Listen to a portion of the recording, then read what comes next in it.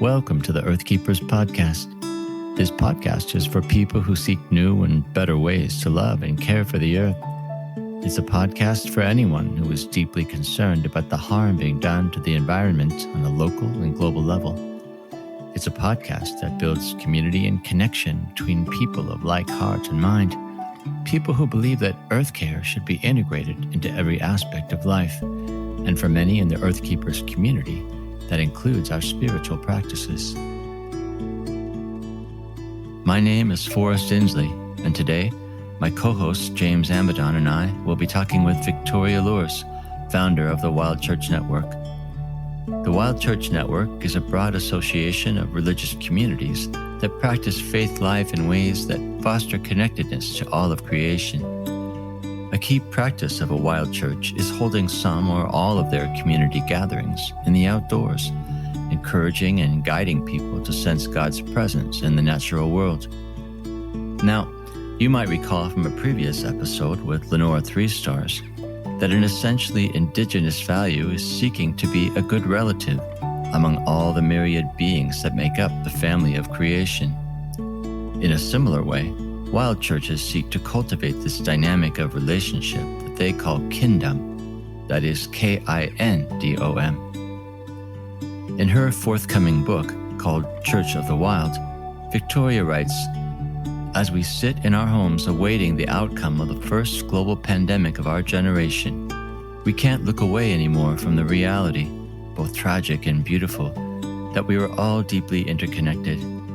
Humans, animals, trees, oceans, bacteria, bees, God. A new worldview is emerging, beyond dominion and even stewardship, into relationship and respect and love for all others. It is a worldview of belonging, a kingdom of God that includes the whole system of life, that regards all humans and all species as inherently good and valuable. A kingdom that loves neighbors, all neighbors, even those of other species, as ourselves, that does unto others, all others, as we would have them do unto us. By leaving buildings and reconnecting with the natural world as sacred, it is waking up from a dream, like Jacob, and seeing for the first time, shouting with an exploded open heart, 'This place, the holy is in this place, and I couldn't see it.'" Welcome, friends, to the Earth Keepers podcast.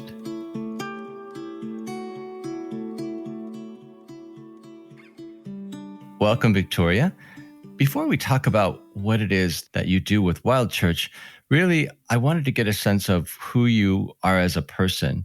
But let's go ahead and start out with a real basic overview of what it is you do day to day. And then I want to actually ask you some questions about your history, your story. My daily life is not a whole lot different because I've been working from home for years. So a lot of networking, a lot of talking with people all over the country, all over North America, really. There's a lot of people in Canada. And all of it is around the connection between spirituality and nature.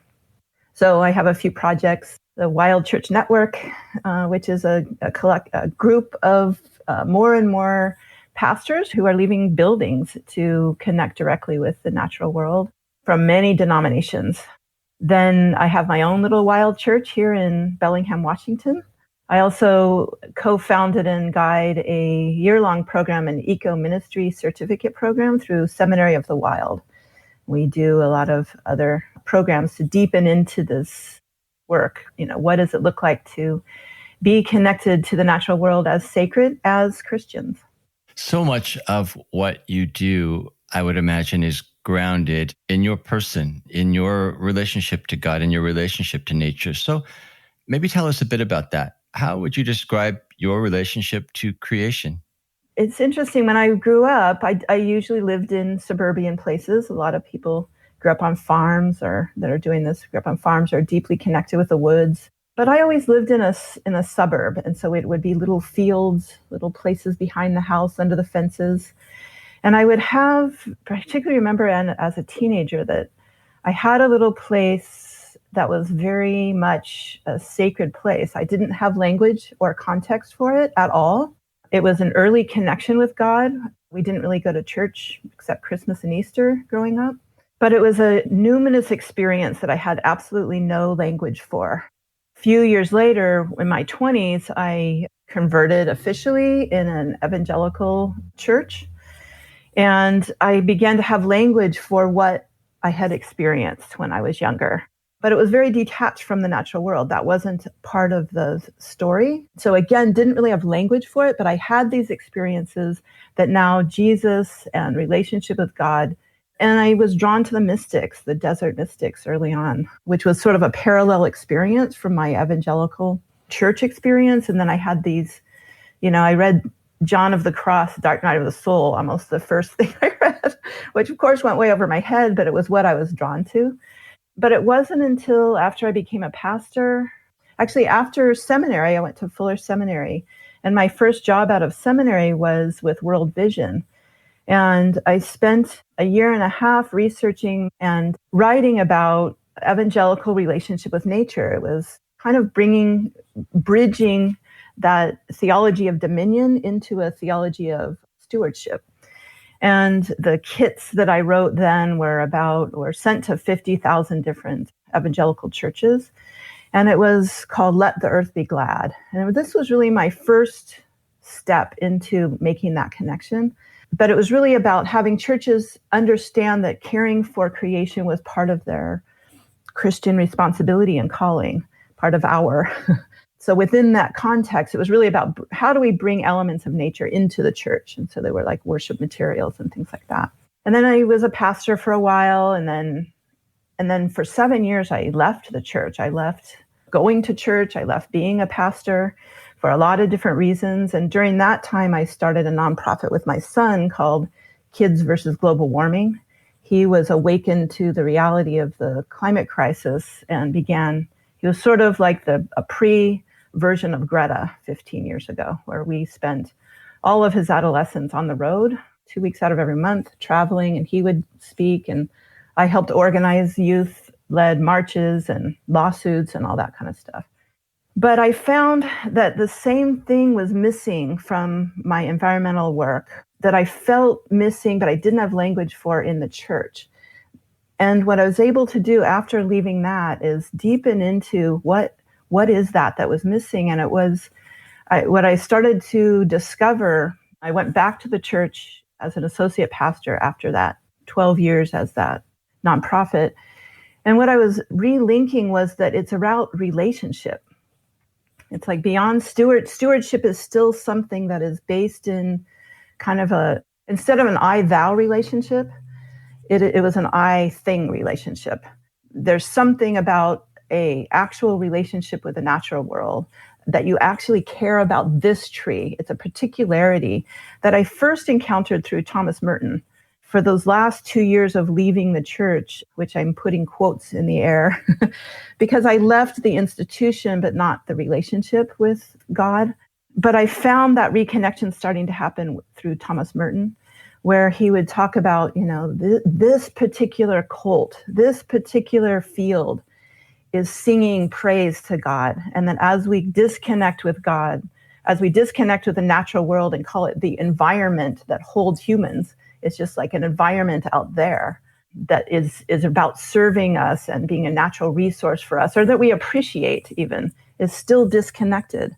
And so I started to open up to this reality that we are connected, that there is something in this cedar tree that I see outside of my window that embodies Christ, that is the same kind of, or a version of an embodiment of Christ that I am. And that as we are connected, that there is a presence of Christ. And so I started to be curious about that and research that. And so I can get into that a little bit later, but it was that, my connection with the natural world has always begun theologically. And then that gave me language to sort of validate or give context to the experience of God in connection, in relationship with the natural world. So practically speaking, what does that relationship look like? If you felt the need to touch God on a given day, what do you actually do? I'm very blessed. I live in a place where I can walk one way, I can walk west, and I hit the bay in a 5-minute walk, and I can walk east, and I hit a forest in about a 10-minute walk. So I walk down to the bay, and there's a little quiet place where there's not a sidewalk next to it. And I just sit there. There's a log there, and I'm able to sit there. And, we can call it centering prayer. We can call it terra divina, like lectio divina. We can call it prayer. We call it whatever we want, but it's my practice is to just be there and just sit there and allow myself to center in on being present in that place and listen for the voice of God through all things. And so as I was sitting there yesterday, there's this Canadian geese couple that didn't follow the rest of the flock south this winter. And so they stayed here with the other ducks and the seagulls. And so I know them, and I see them several times a week. And yesterday there was only one. And it was heartbreaking. She was just swimming around the whole bay. Her voice was hoarse. Like you could tell she had been crying.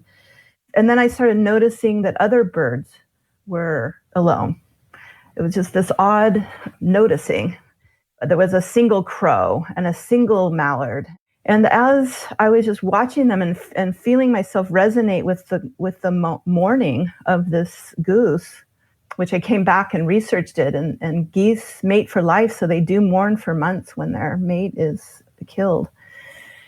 I could feel my own heartbreak, and I started crying, and I could feel my own, like a sense sort of rose within me, a voice that I recognize now as a voice of God within me, just sort of not even with words, but recognizing my own aloneness, that my own busyness. I live alone now. My kids are launched. And I've been just sort of busy with all of the things to do and connected through Zoom and haven't really felt or leaned into my own aloneness. And so that was a breaking that I know is connected with God, that I know I wouldn't have been able to break into without that connection to this mourning goose. And so it was a connection both with her and with my own. There's a mirroring that I call a sacred reciprocity. It's not my word. It's a word that's been used for centuries, but it's a reciprocity of relationship that we are mirrored through one another, not only other humans, but through other beings. Yeah, it really does. And I think as we move in to talk about the Wild Church Network and your own Wild Church, I think our listeners are going to see how your personal journey has really led you there and helped you shape it. And for those who are unfamiliar with Wild Church, could you tell us a little bit about it? What makes a wild church wild? What makes a wild church a church? Give us a picture of what you are leading. I think I need to start with a story again, which is true. There isn't a particular statement of faith because there's a range. When new people are interested in starting a new church, they come from all different denominations, there's a huge breadth of theology around that. And yet there are certain things that I've observed do overlap. So it's something that's emerging. And so it's not something that, I and a couple other people decided we're going to start this new thing. And here's what it takes to join the Wild Church Network. And here's what you need to do. And here's the statement of faith that I'll send you in a PDF document. It's not like that. It's more an observance of something that is emerging that is bigger than us, that we would call the Spirit. For example, when I started Church of the Wild in Ojai, California, I had been wrestling with this and thinking about it and for about 2 years. And I was an associate pastor at the time. And so I didn't preach that often, about once a quarter. And whenever I did, I would preach about something that I had been wrestling with around this. Like, what if God isn't a noun? It's more of a verb. What does that look like? What does it mean that all of our spiritual ancestors, almost every single one in the scriptures, were led into wilderness at a pivotal moment in history and at a pivotal moment in their own leadership? What does that mean? It was actual wilderness. Like, I'd been sort of metaphorizing it as a preacher. I'd been saying it was a metaphor for a tough time or dark night of the soul or something, but it was like, wait a minute. They were all sent into actual wilderness. What does that mean? We don't touch on that. And so it was those kinds of questions that I was wrestling with. So I started to talk about this and started to wonder with my congregation, which was a community church. And I was saying, what if church met outside and we didn't have a building? And I was realizing that churches were built with a architectural theory that began in Rome, where they would build buildings so that there were no windows to the outside nature, and there were only windows and doors to an inside courtyard, so that they can control the natural, flowers and everything. And then churches started to take on that same architectural theory, and any windows that were there were covered with, stained glass or something. A lot of more modern churches, have windows and look out onto mountains, but there's still that disconnection. And that disconnection has a real message, whether we say it explicitly or not. What it says is what is in here is holy, and therefore what is out there is not sacred. And so nobody says that, but you just get that feeling like we communicate in more ways than with our words. And so I started to just question things like this. And the day I left that church was my final sermon and was a goodbye. A group of about 20 people gathered around me and said, that church you've been talking about that meets outside, like, do that. We want to go there. And I told them, I said, I am making that up. That is not a real thing. That's like heresy. I can't do that. And so I decided I would just start talking with them. We met in our living room for about 2 months, a familiar way that new churches are planted, right? And I kept trying to put it back onto them, like, well, what do you want to do? What do you have in mind? And finally, one of them drew me aside and said, stop going so feminine on us.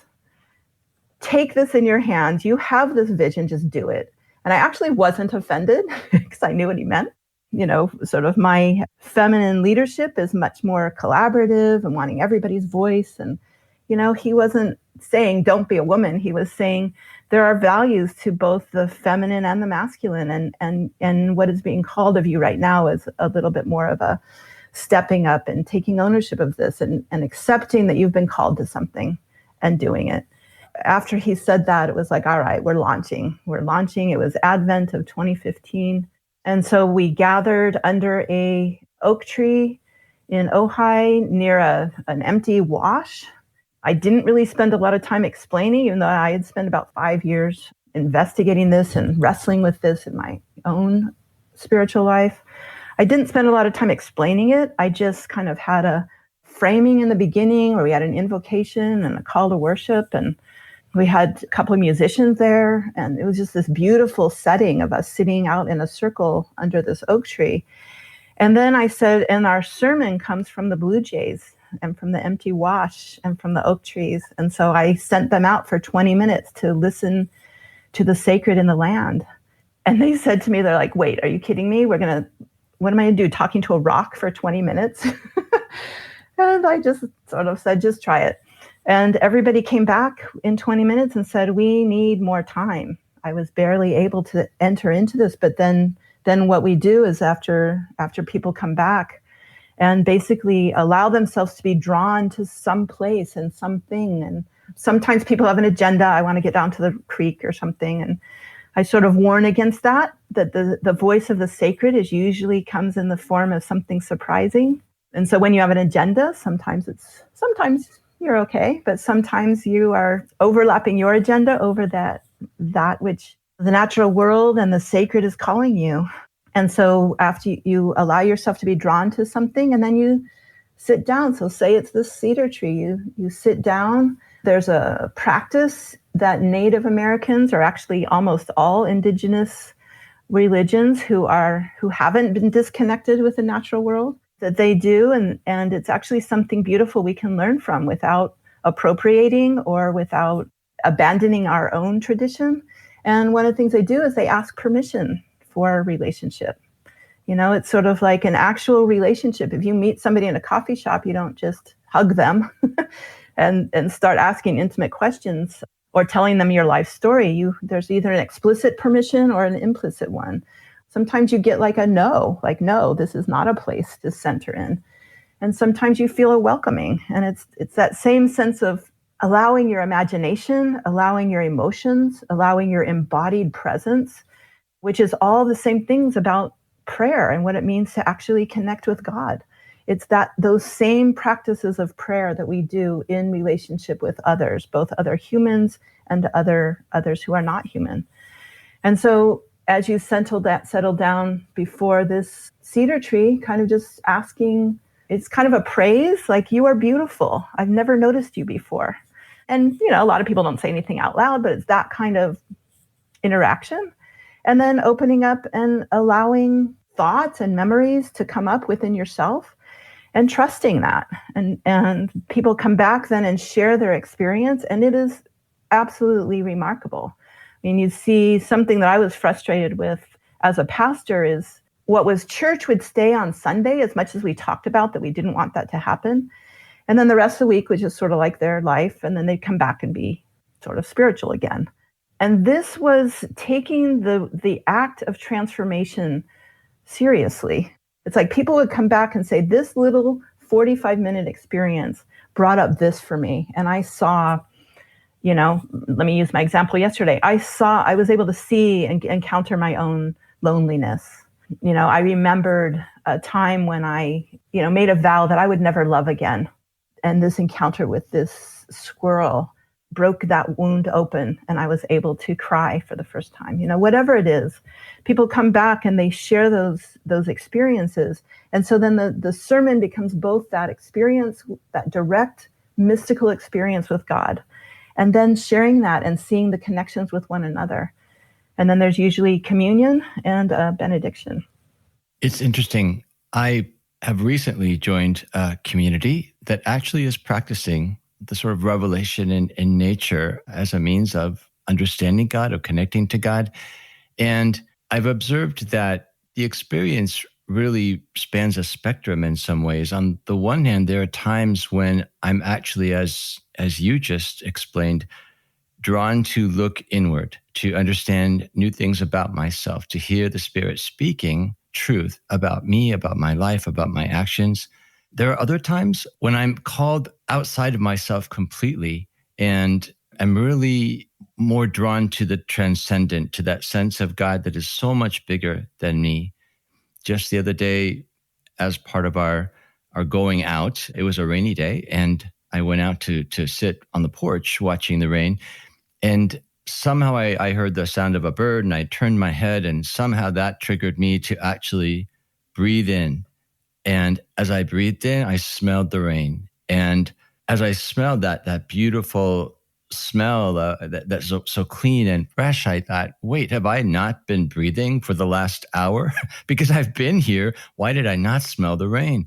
And suddenly that just drew me to perceive the world around me in a way that wasn't mediated through me, right? It was just not self-oriented. And I realized that the stresses of the week had really caused me to get just way into myself too much. And so it just drew me out to see beyond myself, to see the beauty that was around me. But maybe most importantly, to sense just the bigness of God all around me. And it was really, really powerful. So it is so interesting how, as you put it, there isn't any prescriptive experience or even methodology.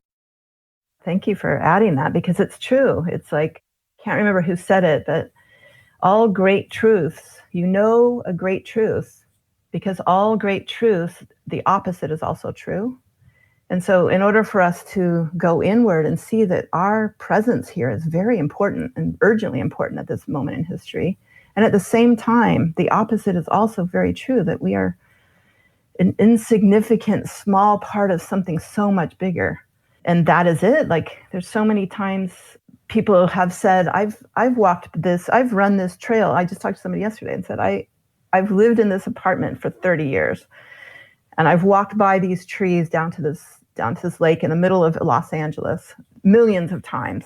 And yesterday was the first time I stopped and actually looked at this tree that has been growing throughout my whole life, and really appreciated it and saw that it is surviving in the midst of this chaos of Los Angeles. Of all of the things that we're facing right now, there's a bigger story that we're part of. We are part of a great story that expands beyond us. that God is at the center of.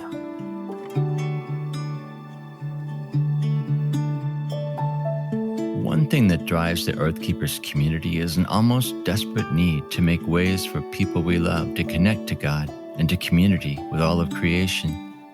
So many of those who are done with religion have invested for years in their religious institutions and yet have walked away from them because tired forms no longer inspire or give life or draw them closer to God.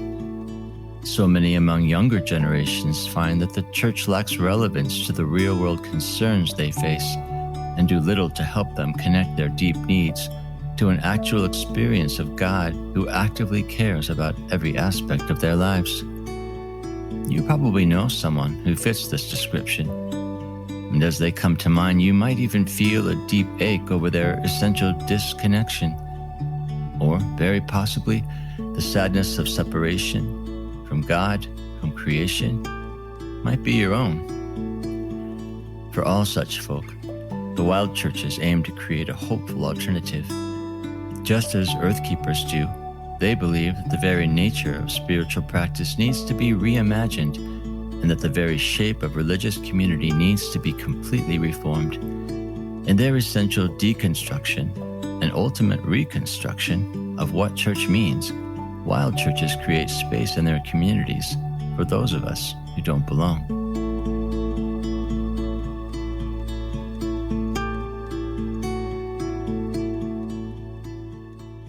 I love how what we're talking about isn't as simple as just, hey, get out into the non-human creation some more and enjoy it.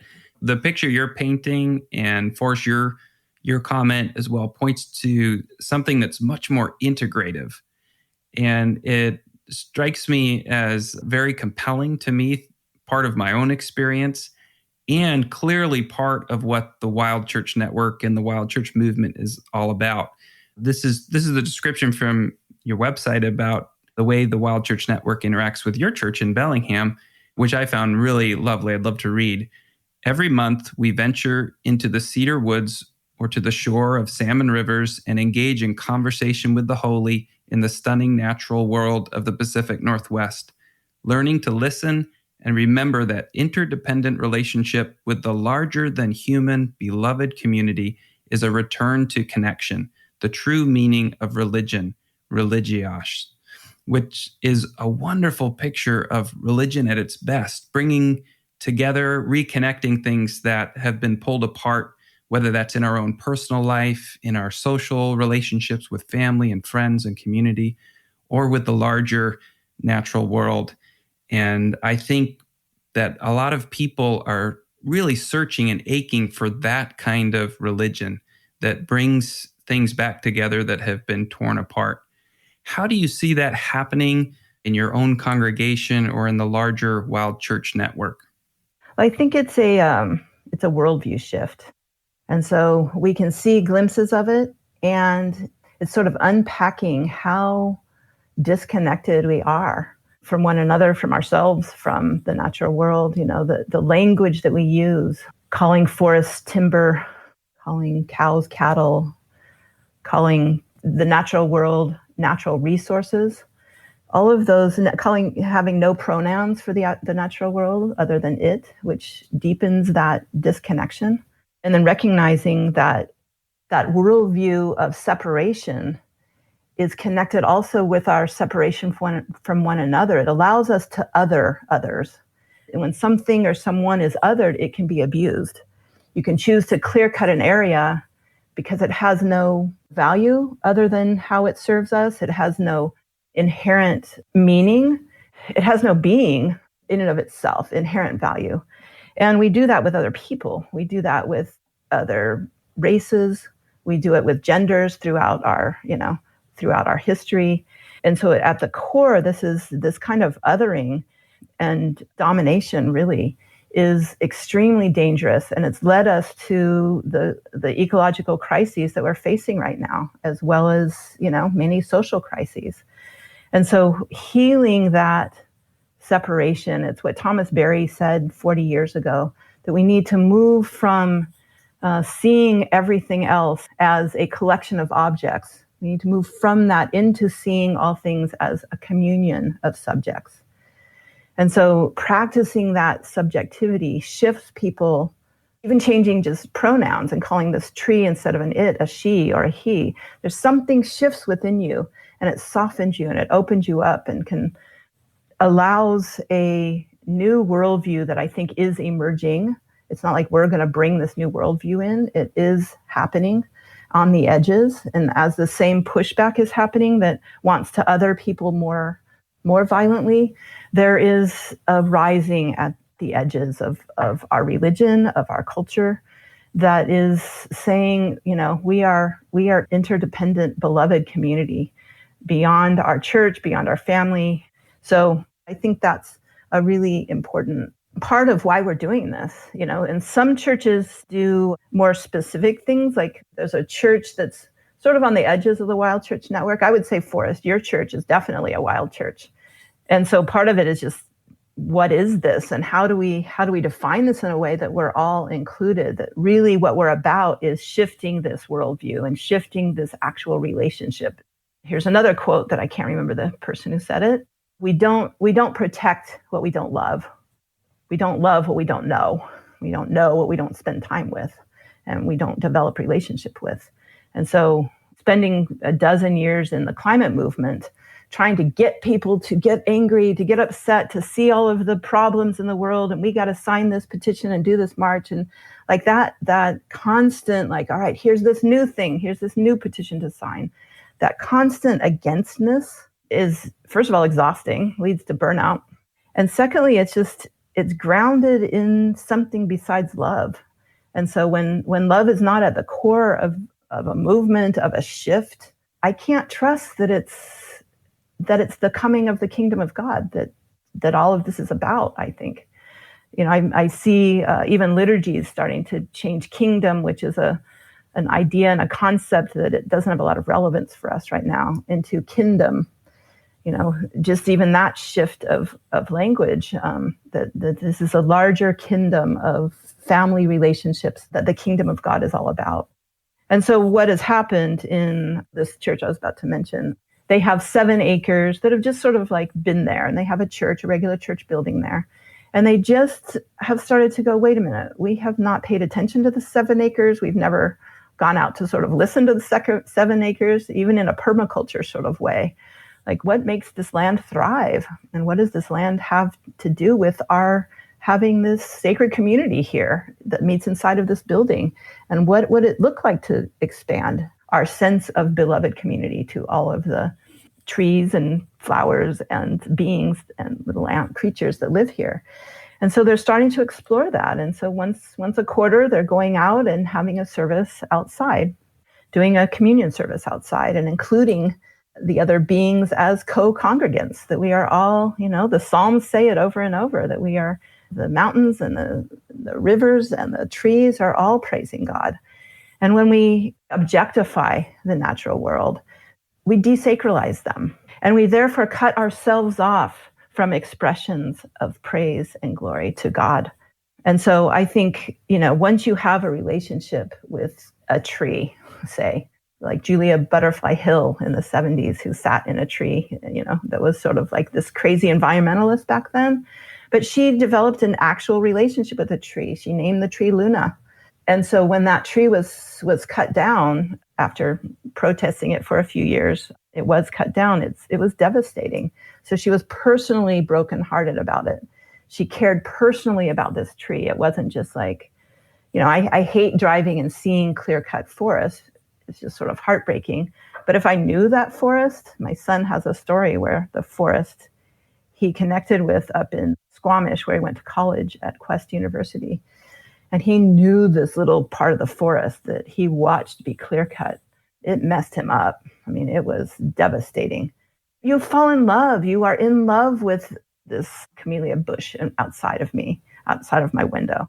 You're going to do something different. You're going to treat the soil differently. You're going to treat what else happens around that bush. If you care about the land in a relationship, you're going to act differently. It's not just recycling because someone tells you to, or it's not just, I'm going to compost because I read an article that I should do that.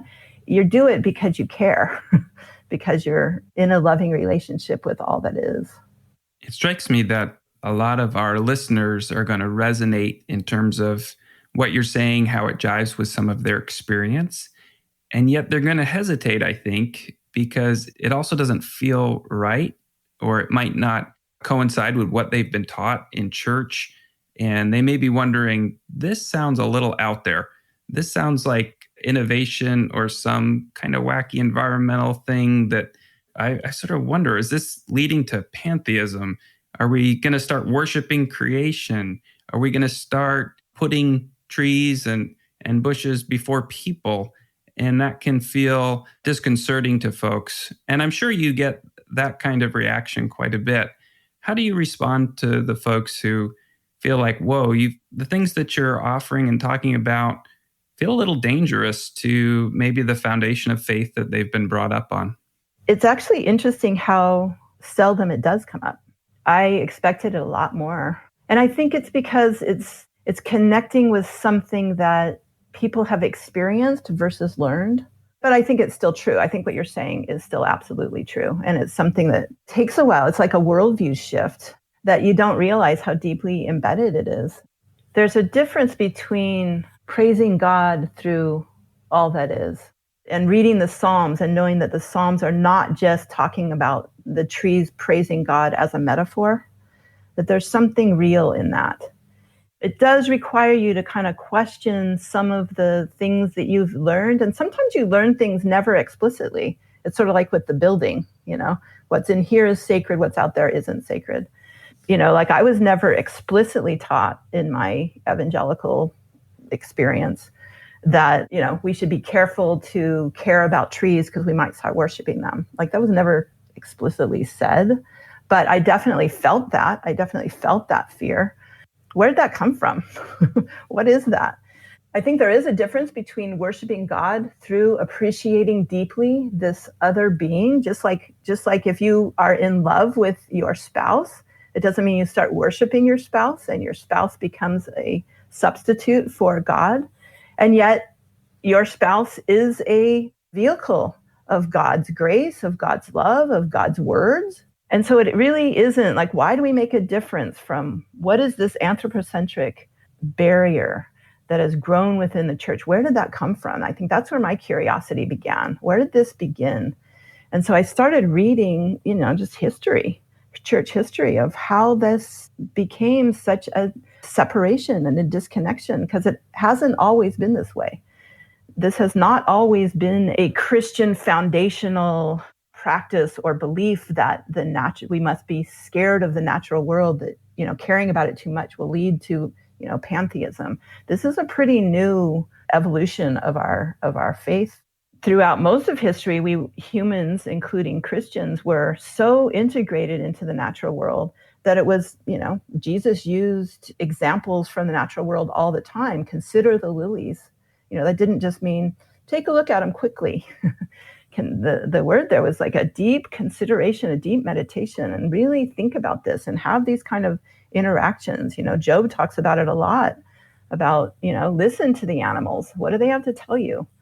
Like once you have eyes to see past that fear of, I don't want to go outside of the boundaries of what I've been told is allowed and is not allowed. Once you begin to have, sort of like your eyes can see differently, I've experienced a whole new connection with the scriptures, that things are coming alive to me, just like seeing that, why did God bring the people of Israel across the Red Sea intentionally? It was like this intentional thing. Yes, they could have gotten to the promised land easier. It actually says that. Could have taken this shortcut to the promised land, but instead God sent them into the wilderness, which ended up being 40 years for a lot of reasons. And we've all preached about what those reasons are. But we never really encountered why into the wilderness? Why not into another city? What is that? What is that relationship? And I think as we deepen into the reality that this is not pantheism, then we can and see that in the scriptures there are example after example of very close connection with the natural world. Then we have to start to question, why is this feel so dangerous? And I'm not an expert, but I'll just tell you what the insights were for me, was that as Christianity became a state religion around the 4th century, it became a tool of empire. And one of the things that was necessary for empire to take over and colonize new lands was to disconnect people from their relationship with the land so that they could be, this wasn't just way back in the Roman days, but, it happened all over the British colonies when they were breaking off from the Catholic Church. It happened in America when the church was coming over to this new land, that needing to disconnect the people from their deep relationship with the land was objective of colonization, so that they could be removed from the land, so that they could be taken off. And so you start to question, even the word pagan means from the country, means those people out in the countryside that haven't come into the city and understood what the parameters are for the religion. And so that's not, and it never has been for me, understanding the ways that our religion has been used and abused by people in power for their own control. I didn't take away the reality of the deep connection that I have with our tradition and with our scriptures. But it does help you to kind of disconnect some of the things that don't really make sense with your heart, that don't really make sense with your experience. And so it's sort of an allowing of yourself to honor your own inner authority and your own experience of God, as well as listening to the church. And it may mean that you may run into some issues, not only within yourself, but with some others within your community that don't understand that your loving creation does not mean that you are worshiping a tree rather than God. There's another kind of theological, it was really a word study, a couple of word studies that helped me. The word for wilderness in the Old Testament that's used more than 300 times is midbar. And it's a derivative of a word called dabar, which means speak, to speak. And so midbar actually means the organ which speaks, like your mouth. But that is the etymology of that word wilderness, that you go into the wilderness because the wilderness will speak to you.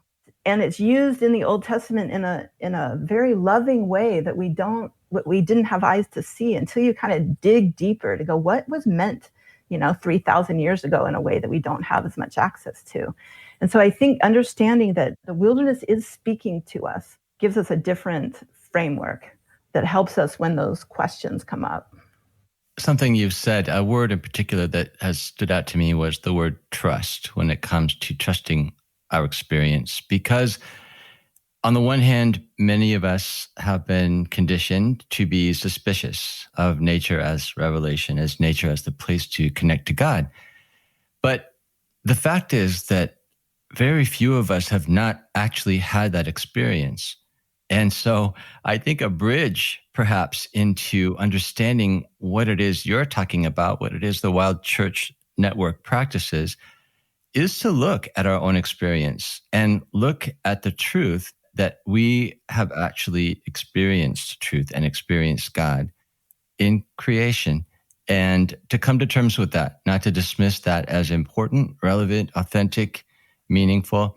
So yeah, I'm struck by that, and I think in some ways that bridge becomes more powerful even than the best theological defense for that sort of creation as revelation stance. Is look to your heart, look to see what God has done in you. Yeah, and I just want to piggyback on that real quick to say that I think this is a very natural approach for children. One of the unexpected blessings of the current disruptions and spending more time at home has been my 6-year-old Teddy and I spending most mornings before the rest of the household gets up doing what we're calling red chair time. We have 2 red chairs on our front porch that look out over our front yard and out onto the street, quietly wrapped in blankets, the dog sitting on our lap, listening to the birds, watching the neighborhood slowly wake up. And this morning, we read Psalm 148 together. And it's just a poetic description of every aspect of creation giving praise to God. kind of the ecological picture of creation in all its diversity and unity, offering up thanks and praise to the Creator. And Teddy didn't ask me whether this was theologically appropriate or whether it was okay. He just nodded his head and looked at the female duck that was resting in the sunshine on our front grass.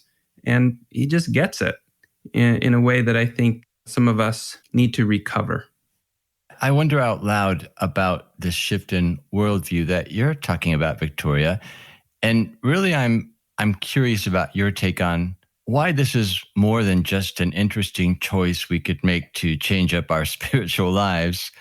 I think about Teddy, and I think about how he is growing up. And part of me thinks, oh, James, I wish you were my dad.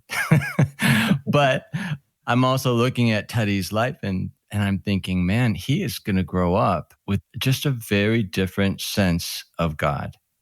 And as you pointed out, there won't be those barriers to connecting to creation as he does, as part of his living faith.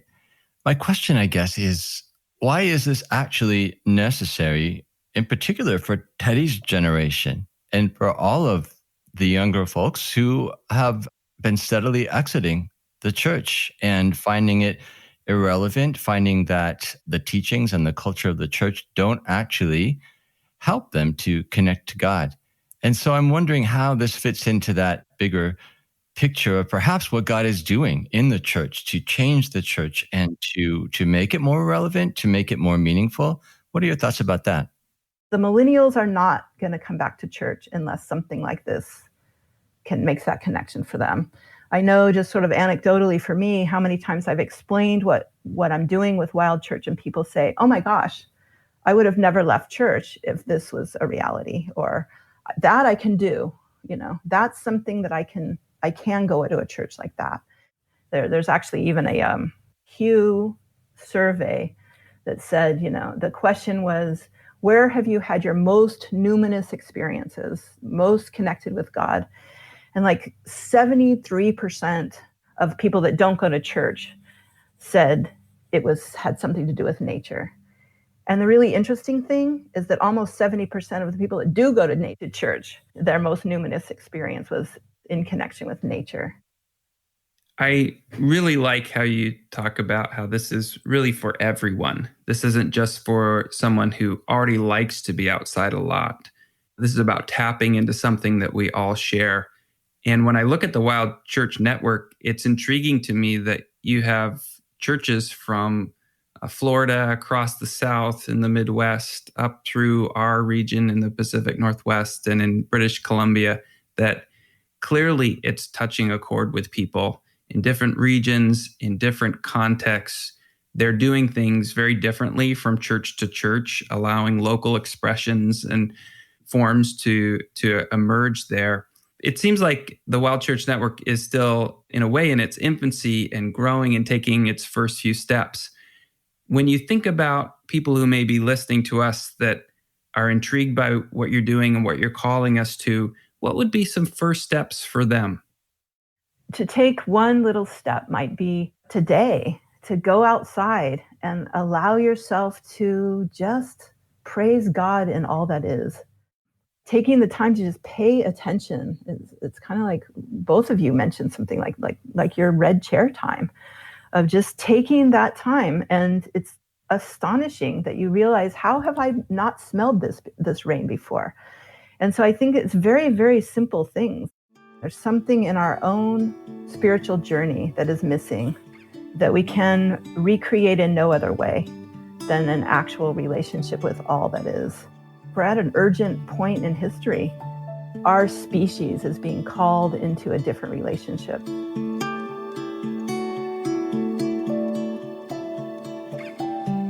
We've been talking with Victoria Loorz, founder of the Wild Church Network.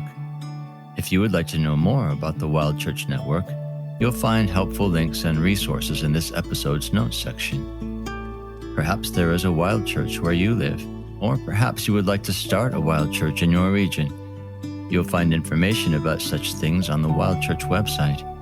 And please, do keep your eyes open for Victoria Loorz's new book called Church of the Wild, published by Broadleaf and Fortress Press, to be released in the fall of 2021. Earthkeepers podcast explores ways in which we can change ourselves, our communities, and our cultures to help us to care for the earth in holistic and regenerative ways. Through curated conversations, we highlight the wisdom of thought leaders and change agents who are making a difference and showing us a way forward. When Earthkeepers stand together, they amplify the impact of their resistance against environmental injustice and multiply their efforts for renewal and restoration. We invite you to support us by becoming a subscriber. You can help us reach more people with our message by leaving a positive review on Apple Podcasts. And please, share Earthkeepers podcast with anyone you know who seeks a better relationship to the earth.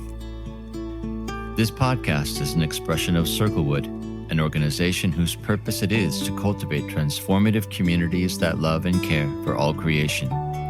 If you'd like to learn more about the Circlewood community, please visit our website at www.circlewood.online or write to us at podcast@circlewood.online. I'm Forrest Inslee, your podcast host. Our executive producer is James Amadon. Forrest Reed is our sound engineer and the creator of our original music. Our research assistant is Rochelle Nordman. Thank you, friends, for listening. And please join us for our next conversation on the Earthkeepers podcast.